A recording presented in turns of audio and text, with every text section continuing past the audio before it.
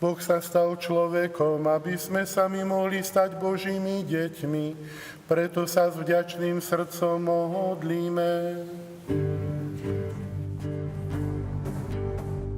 Otče náš, veríme Ti. Otče náš, ponúkame Ti. Otče náš, naše ruky pre bratov.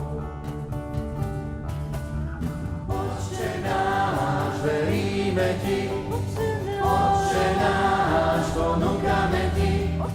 Otče náš, naše ruky pre bratov.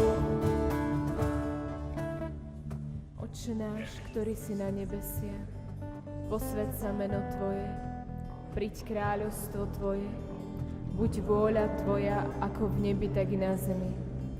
Chlieb náš každodenný daj nám dnes a odpusť nám naše viny, ako i my odpúšťame svojim vinníkom.